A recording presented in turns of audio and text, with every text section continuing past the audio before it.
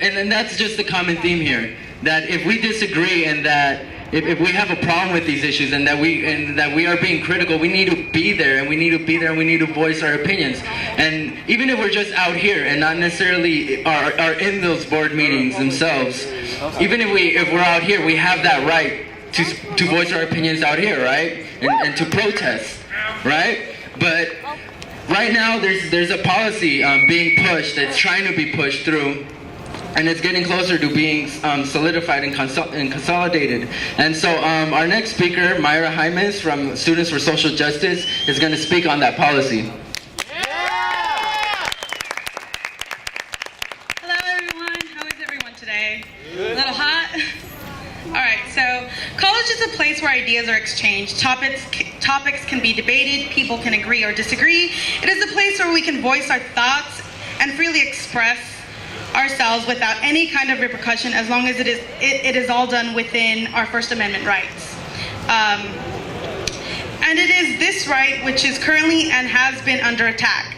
I'm going to give you a brief history of what happened. So in 2003, a group of students from SSJ and MECHA, student groups on campus, were protesting the beginning of the Iraq War.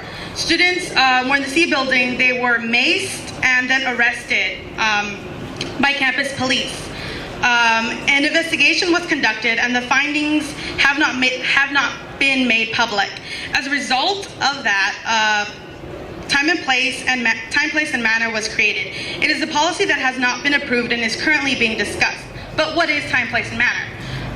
In March 2010, it was the last time it was reviewed by the Academic Senate, and they were uncomfortable with the language of the document, and it was sent to another committee to be revised. After it had been revised, it was sent to a legal counsel to finalize the corrections or reject the corrections. The corrections were rejected, and it still contains the same vague, contradictory language that the Academic Senate felt uncomfortable with. Since March 2010, the policy 2550, which is time, place, and manner, has not been approved by the Academic Senate. Last week at the College Council meeting, which is a body of representatives from all administration departments, voted on time, place, and manner.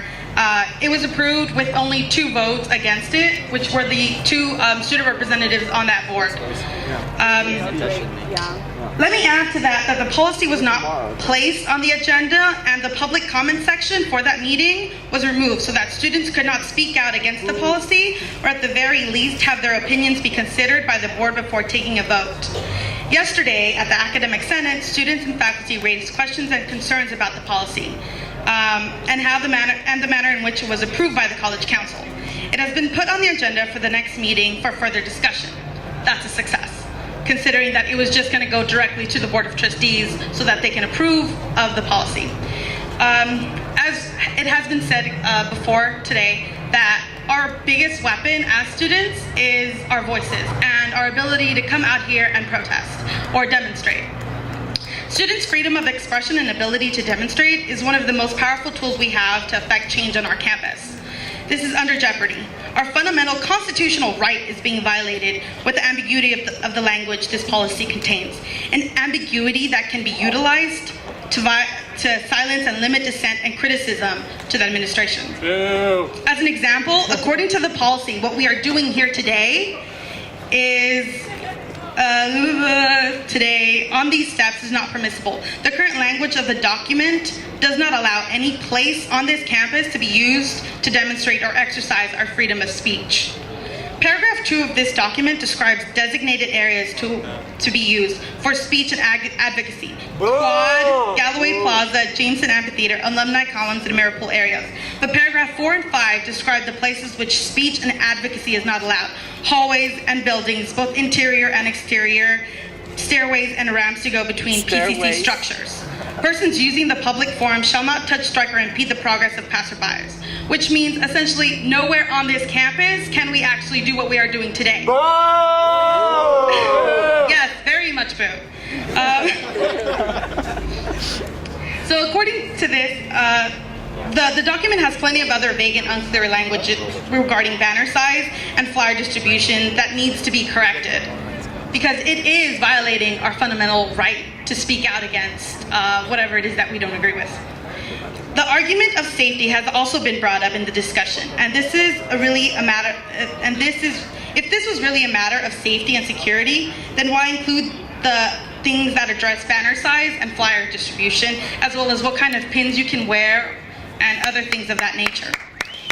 Clearly, safety is not the main priority of the focus of this document. Silencing student dissent is. Anyone looking at this document can easily identify the contradictions and ambiguity in language that it contains. So why is it that the person with the most authority on this campus was not critical of it?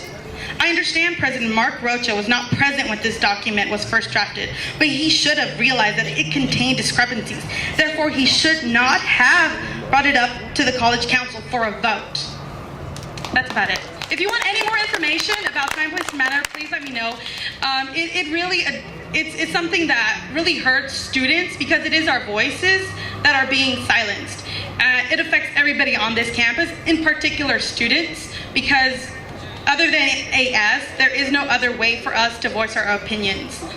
So, yay! And I'm brown too. Me three.